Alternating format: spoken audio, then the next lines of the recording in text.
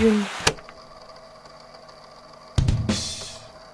안녕하세요 여러분, 아큐입니다. 오늘은 연말을 맞이해서 2023년에 산 물건들 중에 정말 이건 잘 샀다 하는 것만 소개해보려고 와봤는데요. 뭔가 대략적인 중심 주제가 있다면 자취인의 삶의 질 상승템이라고 할 수 있겠습니다. 그것도 나름대로 자주 쓰는 물건만 가지고 와봤는데요. 소개 순서는 딱히 랭킹이 아니고 그냥 마음이 끌리는 순서대로만 갑니다. 사실 올해 들어서 이것만 지른 게 아니고 자잘하게 사게 된 물건이 엄청나게 많지만 그래도 내가 실생활에서 정말로 자주 쓰고 있고 일상에 있어서 영향력이 정말 크다고 생각하는 것만 최대한 추려서 와봤기 때문에 그렇게까지 소개할 물건이 많은 건 아니라고 생각하는데요. 그래도 뭐 오래 걸릴 것 같으니까 호다닥 소개해볼게요. 가장 먼저 소개해드릴 물건은 지금도 촬영을 열심히 하고 있는 카메라입니다. 이게 제가 한동안 일이 잘 안 되고 있을 때 이럴 바에 유튜브를 때려치든지 하려면 제대로 더 해보든지 결정을 하자 고민을 할 때 지르게 된 물건인데요. 이게 어떻게 보면 올해 산 물건 중에서 가장 잘 샀다고 생각하는 물건이기도 하거든요. 그런데 이게 솔직히 유튜브를 안 하면 그렇게까지 필요한 물건이 아닐 수 있겠다 생각이 들어서 얼른 소개하고 넘어갈게요.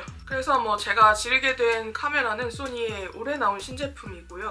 흔히 브이로그 카메라라고도 하는 GV1 마크2입니다. 원래 GV 시리즈가 브이로그 카메라를 표방하고 나온 컴팩트 카메라라서 이거 쓰는 분들이 꽤 많을 거예요. 많을 수밖에 없을 거예요. 사실 이 카메라 시리즈가 아이돌 자체 컨텐츠에 굉장히 많이 나오는 그 카메라인데 보통은 GV1을 많이들 쓰거든요. 그런데 저는 신상으로 나온 카메라를 산 거죠. 사실 제가 유튜브를 오래 하면서 폰 카메라를 가장 많이 썼는데 그것도 제일 오래 쓴 게 아이폰 11 카메라입니다. 왜냐면 아이폰 11을 가장 오래 쓰고 있기 때문인데요. 이게 영상이 날아갈 때도 많고 이래저래 혼자 브이로그를 찍을 때 오는 한계를 많이 느끼게 되어서 이래저래 나오고 있는 많은 제품들 리뷰를 다 찾아보고서 이 카메라를 선택해서 구매하게 된 겁니다. 소니 GV 시리즈만 해도 가장 처음에 나왔던 GV1은 화각이 아쉽기도 하고 손떨방이 처참한 나머지 진짜 화면이 심하게 흔들리거든요. 그리고 뭔가 더 라이트한 버전으로 나왔던 GV1F는 아무래도 왜곡이 좀 과하기도 하고 성능이 결국에는 아쉽기 때문에 살 마음이 없었는데요. 이런 GV1과 GV1F에 딱 원하는 기능만 개선되어서 나와준 게 이 GV1 마크2입니다.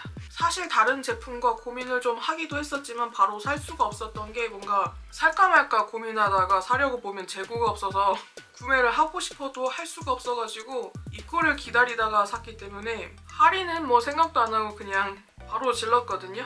이게 해보신 분들은 다 아시는데 브이로그를 찍으려면 진짜 적당한 성능의 가벼움이 필요한데 지금 쓰고 있는 이 카메라보다 좀 좋은 걸 사볼까 하면 돈이 300은 나가야 될 것 같고 돈도 돈이지만 번거로움이 아무래도 커질 수밖에 없어서 이 정도 카메라가 딱 적당하다 생각을 하고 구매를 한 건데 왜 그러냐면 유튜브를 하고 브이로그를 찍을 때 카메라 구매에서 가장 신경 쓰는 건 가격보다는 카메라 크기와 무게거든요.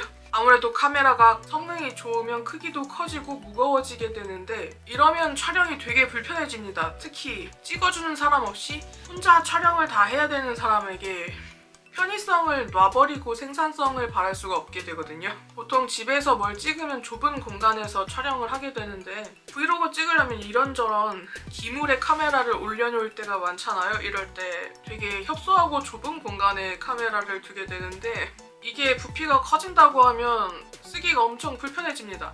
지금 쓰고 있는 카메라가 컴팩트 카메라인데도 불구하고 벌써 2번을 떨어뜨렸거든요. 이건 안전하게 거치하지 못한 내 탓이긴 하지만 브이로그 찍는 게 그렇습니다.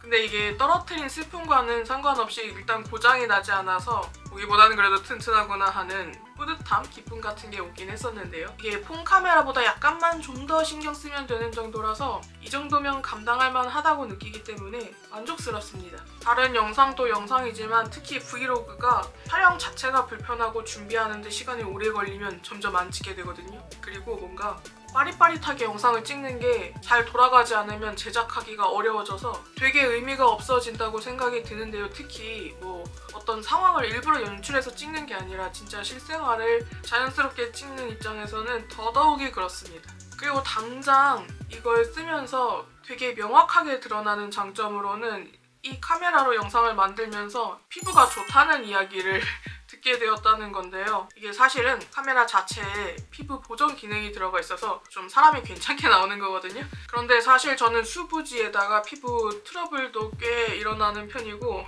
요즘에는 잊을만 하면 자꾸만 피부가 뒤집히고는 해서 결코 좋은 피부라고 할 수는 없는 사람인데 이게 참 제가 전에 보정되지 않은 부분이 나오는 영상을 올리기도 했었지만 뭐 보정 기능에게 감사의 마음을 전하겠고요. 이런저런 장점에 익숙해지다 보니까 아무래도 새로운 카메라 업그레이드를 하게 된다 해도 또 소니를 살 것 같긴 해요. GV 시리즈가 약간 뭔가 브이로그 쪽에서 대세를 가져가는 이유가 분명히 있고 손떨방 기능이 아쉬워서 움직임이 많은 장면을 찍거나 야외로 운동하는 걸 나가서 찍기에는 좀 좋지는 않구나 하는 지점이 있지만 그렇게 따지면 이 카메라의 경쟁자가 스마트폰이나 액션캠이 되기 때문에 약간 결이 다르거든요. 액션캠이나 폰으로 찍을 때보다 좀 더 영상이 깔끔하고 좀 나아 보이는 품질을 원할 때는 그래도 괜찮은 것 같아서 렌즈 크기가 주는 차이를 아직까지는 폰과 액션캠이 대체하고 있지 못하는 것 같기 때문에 대체할 만한 뭐가 잘 없는 것 같다는 생각을 하기도 합니다. 그래서 뭐 영상을 찍을 때 쓸만한 카메라를 사려고 한다 하면 이 카메라가 정말 좋다고 할 수가 있겠는데요. 사실 이 얘기를 길게 안 하고 싶었던 게 뭔가 유튜브를 안 하면 이걸 살 필요가 없는 것 같다고 느끼기 때문이에요. 솔직히 롱폼 영상을 안 만들고 쇼츠나 릴스라든지 이런 숏폼만 제작한다 해도 그냥 아이폰 프로 같이 좀 후면 카메라가 좋은 거? 그런 제품을 사서 영상을 제작하는 게 훨씬 수월하거든요. SNS 종류가 주 목적이라면 그게 더 사용성에 맞아요, 사실은. 그래서 뭔가 솔직히 긴 영상을 만들 때 필요한 물건이기 때문에 이게 엄밀히 따지면 보편적인 수요까지는 아니라서 너무 길게 말하지 않고 여기서 끝내볼게요. 그리고 이 다음 제품은 애플 에어팟 맥스 대신에 산 소니 1000X 마크 5와 엑스트라 베이스 910N입니다. 놀랍게도 힙돌이 아이템으로 헤드폰이 급 부상하게 되면서 이제 이런 걸 하고 다녀도 전혀 이상하지 않은 시대가 되었는데요. 이걸 뭐 요즘같이 추운 겨울에는 전자귀돌이라고 농담처럼 부르고는 하는데 뭐랄까 비싼 전자귀돌이라고 할까요? 우리 모두가 알고 있듯이 아무래도 정말 힙함의 정점에 있는 헤드폰은 에어팟 맥스잖아요. 그런데 솔직히 이게 가격을 제외하더라도 치명적인 단점이 있어요. 음질이 별로고 겨울에 습기가 차는데 무게가 엄청 무겁다는 겁니다. 그래서 솔직히 에어팟 맥스 노이즈 캔슬링 성능이 엄청 좋다고는 하지만 살 생각이 없어요. 왜냐면 실사용자 입장에서 이건 오래 쓸 수가 없는 물건이거든요. 보통 에어팟 맥스 쓰는 분들 보면 계속 이걸 사용한다기보다는 목에 걸거나 가방에 걸거나 하는 식으로 뭔가 패션 아이템처럼 사용하잖아요. 그게 그렇게 쓰지 않으면 목에 디스크가 오지 않을까 하는 무게이기 때문이거든요. 진짜 무거운 헤드폰을 정말 오래 쓰면 정수리가 쪼개지는 고통에 시달릴 수가 있게 됩니다. 이게 어떻게 보더라도 실제로 헤드폰을 쓰는 시간이 긴 사람에게는 사용하면서 만족할 수가 없는 치명적인 결함이 있는 거라 에어팟 맥스가 아무리 예쁘다고 해도 음질이나 무게면에서 개선이 없다고 하면 후속작이 나와도 살 것 같지 않아요. 그래서 구매하게 된 것이 소니 1000X 마크 5와 엑스트라 베이스 910N입니다.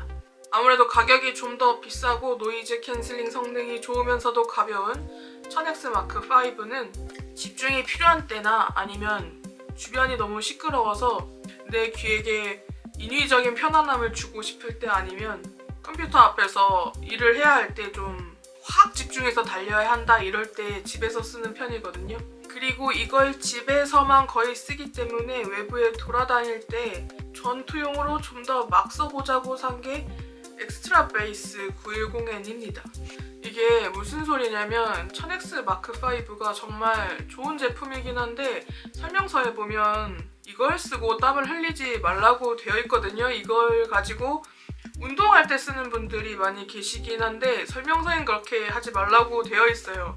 그리고 관련 헤드폰 리뷰를 많이 보시면 아시겠지만 이게 손상에 취약합니다. 소재가 그렇게 튼튼하지가 않은데 비싼 물건인 거죠. 그리고 솔직히 베이스가 강한 헤드폰을 써보니까 확 느끼게 된 게 이게 깔끔한 음질을 주고 있기는 한데 음악 들을 때 신나는 물건은 아니거든요. 울림이 센 건 아니라서 비트가 빠른 음악을 들을 때 심장의 떨림이 좀 덜하단 말이에요. 그래서 결국에는 베이스가 강하고 때가 잘 안 타게 생긴 걸 하나 더 사서 쓰고 있는 겁니다. 이것도 뭐 설명서에는 땀 흘릴 때 쓰지 말라고 되어 있긴 한데요. 그냥 무시하고 등산을 갈 때도 써봤고요. 이래저래 막 쓰기에 되게 나쁘지 않다고 느꼈는데 이것도 좀 2시간 이상을 쓰면 정수리가 쪼개지는 느낌이 느껴지더라고요. 되게 뭔가 헤드폰 오래 쓰면 머리가 아픕니다. 이 머리가 눌려서 되게 아파요. 두통이 오는 것처럼 머리 정중앙이 패이는 느낌이 들면서 아프거든요. 그러다 보니까 와, 나는 에어팟 맥스는 절대로 못 쓰겠다는 생각부터 들었던 거고요. 이름 자체가 XB라고 붙는 게 엑스트라 베이스라는 건데 이름값을 하는 느낌으로 되게 음악 들을 때 많이 신나요. 그래서 거기서 오는 만족감이 크기는 한데 단점이 있다면 노이즈 캔슬링 기능이 들어가 있긴 하지만 의미가 없다는 겁니다. 그냥 들어가만 있다 뿐이지 뭔가 자연스러운 노이즈 캔슬링이 되는 게 아니라서 웅웅 울리는 소리가 들리거든요. 그래서 썩 쾌적하지도 않고 그렇다고 노이즈 캔슬링이 잘 되는 것도 아니에요. 그래서 노이즈 캔슬링 기능을 기대한다 하면 이건 추천할 수 없는 물건이긴 한데 그냥 가볍게 쓰기에는 나쁠 게 없고 음악 들을 때 특히 신나기는 해서 마트를 갈 때도 쓰고 주변에 좀 걸어 다닐 때도 전자귀돌이로서 열심히 쓰고 돌아다니는 편입니다. 그래서 두 제품 다 헤드폰으로 추천할 만한 제품이라고 생각을 하는데요. 뭔가 사실 패션템으로 이걸 구매하려고 생각하신다면 소니는 비추예요. 왜냐면 되게 이게 요다핏이 나오기 때문에 옆으로 보거나 45도로 보면 예쁜데 정면으로 봤을 때 이상하거든요. 그래서 솔직히 써서 예쁘진 않습니다. 써서 예쁜 건 애플 에어팟 맥스가 예쁜데 뭔가 여기서 결이 확실하게 달라지는 것 같아요. 헤드폰을 살 때 기능을 원하는 건지 아니면은 이게 패션 아이템으로 열일을 해주길 원하는 건지 자기가 원하는 목적에 따라서 구매해야 되는 물건이 달라지는 거라고 생각하고요. 그리고 한편으로 헤드폰을 써본 적이 없고 이어폰만 써본 분들 입장에서는 이게 사용성이 생소한 물건일 수가 있겠다는 생각을 하기도 하는데요. 소니를 보면 이것보다 더 저가형 제품들이 나오거든요. 뭔가 20만 원 안쪽으로 떨어지는 것도 있고 진짜 기본 기능만 하는 89,000원짜리도 있는데 이런 게 깔끔한 음질에 노이즈 캔슬링 기능 정도만 빼서 나오는 입문용 헤드폰이라고 할 수 있겠는데요. 이걸 친구 생일 때 선물해주니까 엄청 좋아하더라고요. 일단 비싼 헤드폰을 먼저 지르기에는 내가 이걸 잘 쓸지 모르겠다 하시면 그냥 저렴한 것부터 사서 입문을 해보시고 더 좋은 걸 살까 말까 고민해보시는 방향을 추천드립니다. 사실 솔직히 말해서 오늘 영상에서 음향 제품만 5개가 나오는데 평소에 뭘 항상 듣고 있는 사람이라면 비싼 걸 사더라도 만족감이 높지만 그게 아니라면 시간이 흘러갈수록 배터리 성능만 떨어지고 돈은 또 돈대로 많이 나가서 흡족하지 않을 수가 있거든요. 무선 제품들을 산다는 게 일단은 편리하긴 한데 따지고 보면 엄청 오래 쓸 수는 없는 물건을 계속 소모품으로 사는 거니까요. 내가 음향 제품을 평소에 얼마나 많이 사용하고 있는가 생각해 보시고 사시는 게 좋다고 할 수 있겠습니다. 뭔가 기계 종류를 설명할 때 다른 걸 얘기할 때보다 더 많이 떠드는 것 같긴 한데 그래도 열심히 이야기를 계속 해보자면 이 다음 세상 만족스럽게 사용하고 있는 물건이 위글위글 로브입니다. 위글위글 하면 아무래도 로브 제품이 이래저래 눈에 많이 띄는데요. 이게 잠옷 위에 입어서 활용하는 방식으로 쓰기가 참 좋습니다. 엄밀히 따지자면 이게 샤워 가운이지만 사실상 샤워를 하고 나서는 얼른 이것저것 바르고 주워 입기 바쁘기 때문에 저는 그냥 홈웨어로 쓰고 있거든요. 사실 위글위글해서 귀여운 잠옷이 꽤 많이 나오기는 하는데 저는 뭐 덩치도 있지만 워낙에 어지간한 잠옷들이 도톰하게 나오는 게 많아서 잠옷은 얇게 입는 걸 좋아하는 편이라 이렇게 저렇게 따져보면 결국엔 로브가 제일 좋더라고요. 그래서 이거 말고도 신상을 좀 하나 더 사볼까 고민을 하긴 했었는데 좀 가격이 비싸서 일단 참았습니다. 재질도 뭔가 좋고 포근한데 디자인도 발랄해서 되게 사용할 때는 마음에 들지만 할인 없이 사기에는 좀 부담이 되더라고요. 그래서 만약 구매를 원하신다면 위글위글이 주기적으로 세일을 하는 편이니까 세일 이벤트 때를 노려서 한번 질러보시는 것도 나쁠 게 없다고 생각해요. 뭔가 저는 극심한 집순이인데 평소에 일상이 되게 무덤덤하거든요. 그러다 보니까 항상 거의 조용하고 무난하게 시간이 흘러가는 편이에요. 그래서 그런 건지 아니면 취향이 원래 그런 건지 뭔가 주변이 칙칙한 걸 좋아하지 않아서 좀 무채색보다는 알록달록한 걸 좋아하고 그래야지 기분이 좋아지는 것 같기도 하고 내면에 가만히 잠재워져 있는 깨발랄함이 일깨워지는 것 같아서 저에게는 딱 알맞는 소비였다고 생각을 합니다. 모르겠어요. 뭔가 바지 같은 건 떼타는 게 싫어서 검은 걸 많이 사기는 하는데 꼭 포인트 되는 물건은 컬러가 있거나 무늬가 있는 걸 자꾸만 사게 되더라고요. 뭔가 말하다 보니까 신기한 지점이긴 합니다. 대체로 사람이 차분한 상태로 있지만 그렇게 있고 싶지만은 않은 걸까 하는 느낌도 있고 아무래도 주변을 다 무채색으로만 두르고 있으면 되게 지루해하는 것 같기도 하고 그러네요. 그럼 민망하니까 어서 다음으로 넘어가 보자면 이 다음으로 소개해드릴 제품은 아직 산지 얼마 되지 않았지만 매일매일 끼고 살고 있는 JBL 블루투스 스피커 클립 4입니다. 이걸 세일해서 6만원 안쪽으로 꽤나 저렴한 편인 상태로 구매를 하게 되었는데 정가는 9만원대였던 것 같고요. 이게 뭔가 편리하게 쓸만한 블루투스 스피커라고 생각해서 지르게 된 건데 생각보다 사용할 때 만족감이 크더라고요.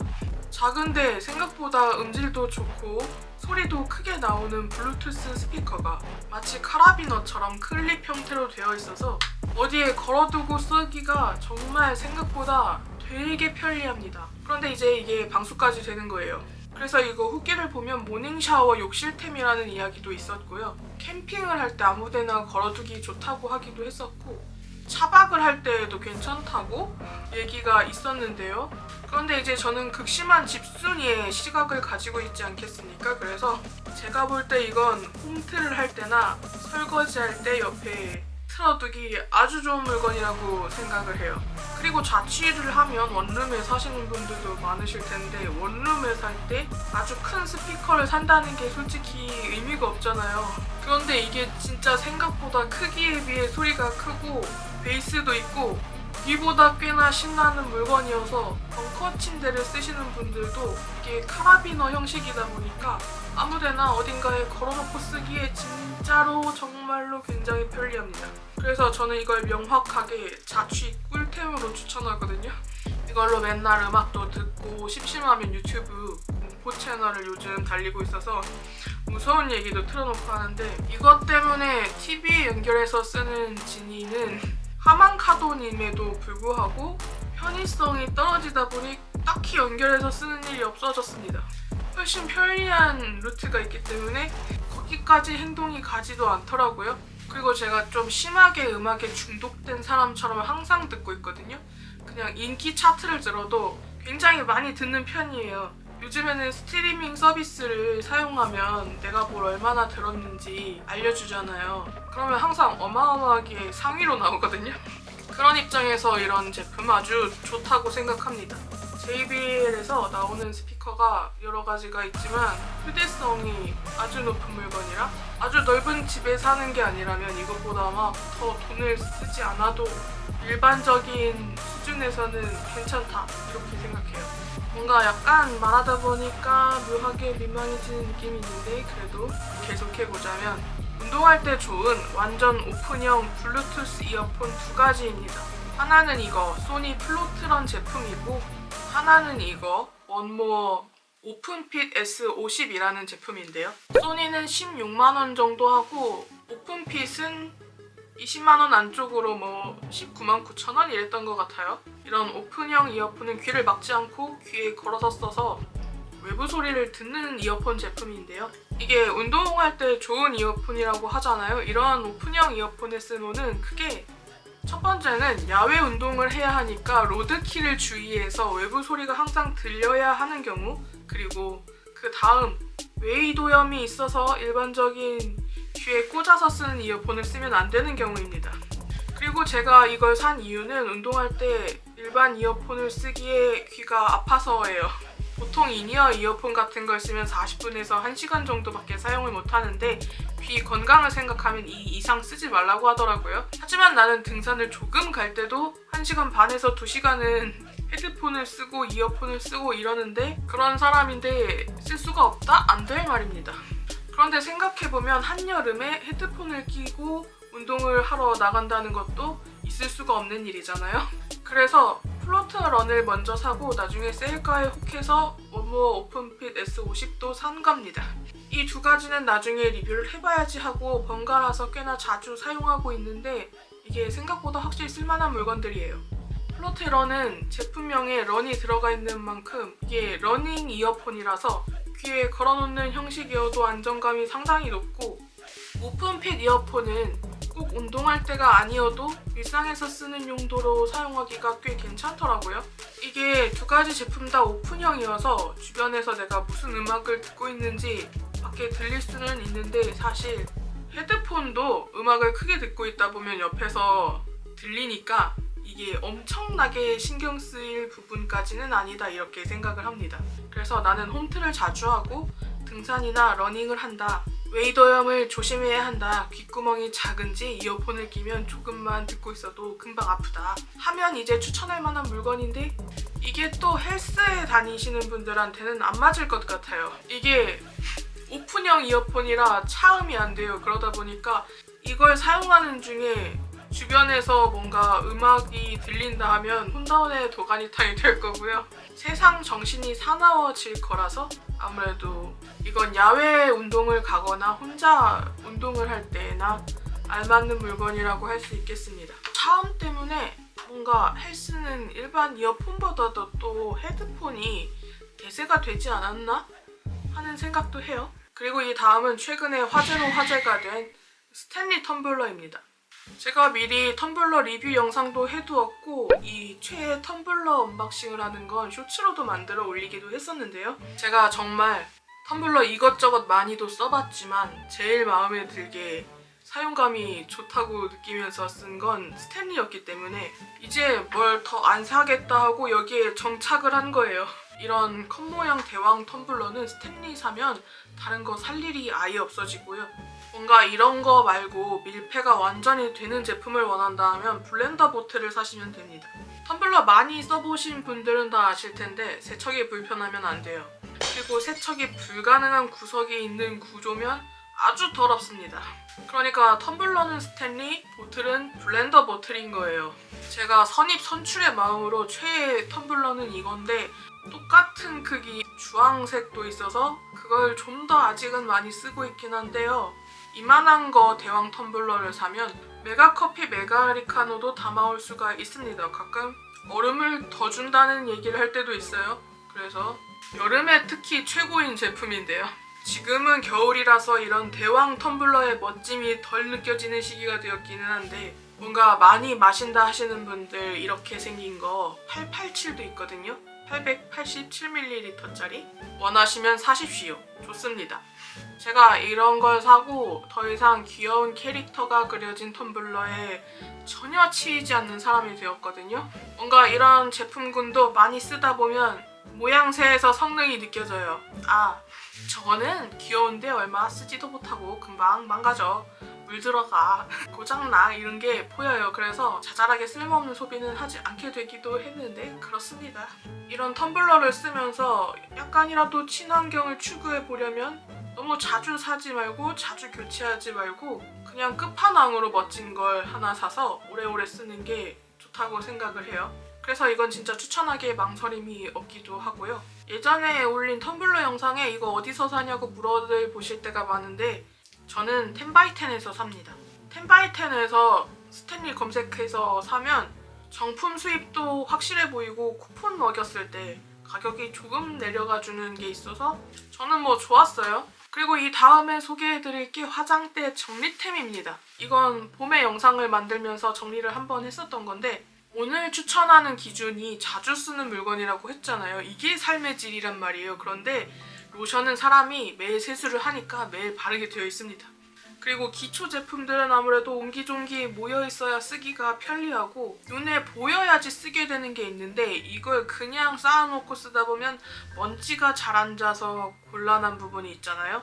이런 점은 그냥 한 번 싹 정리를 해두니까 세상 편리하더라고요. 정말 편해집니다. 뭔가 색조 화장품 정리는 하라코리아 설악 제품으로 했었는데 아무래도 진짜로 많이 쓰는 건 기초거든요. 이게 히키스 제품입니다. 이것도 10x10에 가서 검색을 해보시면 다 나와요.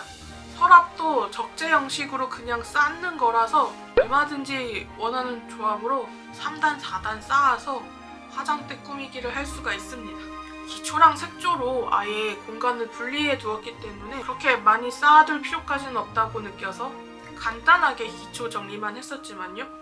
이렇게 정리해서 쓰니까 사용성도 편리해지지만 청소하기가 정말 편해집니다. 그냥 거울 닦을 때 아크릴 수납장도 같이 닦아주면 그만이고 기초 같은 거 바를 때는 뭔가 화장품 통에 먼지 앉는 게 아예 없으니까 손에 먼지가 묻거나 얼굴에 먼지가 묻을 일도 없어져서 뭔가 여기서 오는 쾌적함이 있어요. 해봐야 느끼는 건데 삶의 질이 올라가는 게 이런 부분에서 정리가 되어 있는 것이다 하는 깨달음을 얻기도 했습니다. 그리고 이 다음에 이야기할 게 오호라 젤네일 제품들인데요. 지금 남아있는 거 대충 꺼내오면 이렇게 되어 있는데 아무래도 오호라는 쟁여두고 쓰다 보니까 항상 끼고 있게 되는 제품이 무언가는 남아있습니다. 그리고 이번에 말하는 게 이런 일반 제품만 얘기하는 게 아니라 젤네일 팁을 포함해서 얘기하는 거예요. 제가 올해는 좀 심심하다 하면 젤네일을 하고 이걸 또 쇼츠로 만들어 올리기도 했었거든요. 아무래도 좀 손톱이 튼튼하지 않은 편이라 항상 자주 할 수 있는 것까지는 아닌데 그래도 해두면 뿌듯한 게 젤네일이더라고요. 뭔가 젤네일을 셀프 네일로 하기는 하는데 이게 제품을 바르면 냄새가 많이 나서 환기할 거 생각하면 번거롭기도 하고 이래저래 혼자 연장하고 이러려면은 시간이 많이 들어가가지고 자주는 못하게 되는데 뭔가 오호라 제품을 쟁여두고 내킬 때 꺼내서 하면 참 좋더라고요. 막 자주 사는 것까지는 아닌데 그냥 세일할 때 쓱 둘러보면서 마음에 드는 거 사뒀다가 야금야금 하나씩 꺼내서 쓰기에 참 좋았습니다. 이건 그냥 붙이고 다듬고 굽고 하면 되니까 환기 계획을 안 세워도 되고 뭔가 거나하게 벌려놓고 하는 것보다는 그래도 호로록 호다닥 할 수 있는 느낌이기도 하고 기본 케어만 확실하게 할 줄 안다면 지속력도 그렇게 나쁘지 않게 가져갈 수가 있거든요. 제가 손톱이 너저분해지는 걸 싫어해서 젤네일을 하더라도 꽤나 빨리 바꾸는 편이기는 한데 그래도 전체 사용 시간이 꽤나 만족스러운 편입니다. 왜냐면 제가 워낙에 손을 많이 쓰고 조심성이 없어서 어마어마하게 우당탕탕하는 편이거든요. 그런 것 치고는 일주일에서 열흘 정도 그냥 무난하게 버틴다? 이건 좋은 물건인 것입니다. 지금도 손톱이 와장창 깨지는 시기라서 나름대로 휴식기를 가지고 있는데 뭔가 본격적으로 네일샵에 다니다 보면 돈이 많이 깨지기는 하겠지만 셀프로 하는 걸 생각해보면 비용으로 엄청나게 많은 돈이 들어가는 것까지는 아니잖아요. 그래서 시각적으로 적당히 상큼해지는 취미가 셀프 네일이라고 생각해서 뭐 혼자 연장을 하든 컬러를 바르든 이렇게 오호라를 붙이든 조금씩 계속하면서 지속해 나갈 일인 것 같아요. 그리고 사실 들어가는 시간 때문에 셀프 연장은 해도 파츠 붙이기까지는 들어가지 않아서 지금 가지고 있는 오호라를 털었으면 또 신상을 찾아 뭔가 사볼까 하고 어슬렁어슬렁 구경을 가겠거니 합니다. 이런 손톱구에 관심이 있으신 분들은 조금씩 해보세요. 생각보다 재미가 있고 취향에만 맞으면 나쁘지 않습니다. 뭔가 계획보다 많이 떠들고 있어서 슬슬 목이 아픈데 이 다음 소개할 물건이 브이로그를 보시다 보면 은근히 눈에 익어서 익숙해지셨을 물건이거든요. 그게 스너글 섬유 탈취제입니다. 뭔가 자취하면서 디퓨저도 써보고 전에는 향수도 써보고 했었는데요. 저는 뭔가 너무 독한 향은 숨이 막히는 기분이 들면서 되게 답답해하더라고요. 그리고 디퓨저는 꼭 사면 처음에만 발향이 강하게 되고 나중에는 이 잔량이 소모되지도 않으면서 애매하게 그냥 귀찮은 물건으로 남아있는 느낌이 들어가지고 되게 별로였다 라고 느꼈던 적도 있고, 이걸 한번 엎은 적도 있어서 꽤나 단점이 명확한 물건이구나 하기도 했었는데요. 그런데 유튜브를 또 보다가 추천템을 어디서 봤는지 기억이 안 나는데 스너글 섬유 탈취제를 허거블 코튼으로 사면 참 좋다는 걸 보고 혹해서 올리브영 쇼핑할 때 하나 이거 작은 걸로 사서 쓰다가 마음에 들어서 큰 통도 추가 구매를 해가지고 꾸준히 사용하고 있는데 이게 일상에서 되게 유용하다는 느낌이 들었어요. 살다 보면 내가 아무리 청소를 열심히 해도 내 탓이 아닌 하수구 냄새 같은 게 역류해서 오는 은은한 쿰쿰함이 있잖아요. 그래서 아무래도 이래저래 환기를 춥더라도 안 하고 살 수가 없는데 환기를 다 하더라도 이런 자잘하게 남아있는 쿰쿰함이 이게 신경이 거슬린다 하는 것 같으면 어딘가에 이 섬유 탈취제를 뿌려둡니다. 뭔가 아우터 같은 데 뿌려도 좋고 어떤 주변에 널려있는 섬유 아무 곳에나 뿌려도 되니까 뭔가 내가 원하는 만큼만 적당하게 어지럽지 않은 정도로 은은한 향을 즐길 수 있어서 그 적당함이 딱 좋았어요. 뭔가 엄청나게 강렬한 정도로 향기롭다는 건 아닌데 이것보다 강하면 나는 어지러울 거니까 비염이 있는 입장에서 비염인에게 알맞은 강도는 이거다, 이 정도다 했습니다. 그래가지고 오래 산 물건 중에 이게 딱히 비싼 것도 아닌데 은은하게 실생활에 진짜 삶의 질에 도움이 되는 것 같아서 추천합니다. 그리고 현재 카메라는 발열이 있는지 너무 뜨거워져서 화면을 흐리게 보여주고 있는데요. 이쯤에서 나와보는 대망의 마지막 아이템이 있습니다. 그게 이거 미차이 시카 살부 크림이에요. 저는 원래 수분 부족형 지성인데 몸이 좀 안 좋아지면 바로 트러블이 생기는 사람이고요. 부모님도 다 트러블이 있다고 하시는 걸 보면 그냥 이건 유전인가 보다 합니다. 아주 어릴 때는 나는 지성이니까 보습 열심히 안 해도 되는 게 아닌가 하는 이런 아주 어리석은 생각을 했었는데요. 그건 진짜 아무것도 모르는 사람의 발상이었다는 것을 지금은 느끼고 있어요. 특히 유분이라는 게 온몸에 생성되는 건 아니라서 손발이 엄청 잘 트더라고요. 그리고 좀 알러지도 있어서 겨울에 찬바람 쐬면 손등이나 발등에 두드러기 같은 게 나와서 장갑을 끼거나 손을 숨기고 다니거나 이래야 되는데 이래저래 수분이 부족하니까 각질도 잘 생기는 사람이라 이런 것도 관리를 해주고 다녀야 된단 말이죠. 여러분은 겨울에 발바닥이 터진 적이 있으신가요? 저는 발바닥 뒤꿈치가 찢어져서 진짜로 그냥 터져서 피가 철철 나온 적이 있습니다. 그리고 진짜 기가 막힌 점이 뭔지 아세요? 발바닥이 터지면 그 터진 자리가 또 터지더라고요. 다시 생각해도 정말 싫은 기억인데 겨울에 발 뒤꿈치가 터져서 또 터질까봐 한쪽 발 뒤꿈치를 한동안 들고 다녔어요. 붙어야 되니까. 이 이후로 제가 발도 크림을 열심히 바르는 사람이 되었습니다. 뭔가 구구절절 피부 타입 이야기를 하고 있는데 이러는 이유가 있어요. 어릴 때는 그냥 문제성 피부라고 생각할 일이 없이 그냥 살 수 있는 사람이었는데 어느 때부터인가 피부가 잘 뒤집히게 되더라고요. 그건 뭐 따지고 들자면 여러 가지 원인과 이유가 있겠지만 이것까지는 각설하고 뭔가 얼굴 피부가 뒤집히면 때마다 뒤집힌 피부에 대한 수습을 해야 될 거 아닙니까? 그래서 얼마 전에 영상을 만들기도 했었던 건데요. 제가 얼굴이 극심하게 뒤집힌 상태에서 안 따갑고 괜찮은 제품이 몇 가지가 없는데 이건 괜찮더라고요. 진짜로. 민감 제품 골라 쓰는 게 소용이 없는 상태에서 이건 따갑지 않은 상태로 바를 수가 있었습니다. 이게 원래 바디 제품인데 얼굴에 써도 된다고 해서 저는 얼굴 피부가 뒤집혀서 곤란할 때가 많으니까 얼굴에 쓰거든요. 카메라가 발열 때문에 꺼져서 다시 켜봤는데 이거 생각보다 나약한 녀석이구만.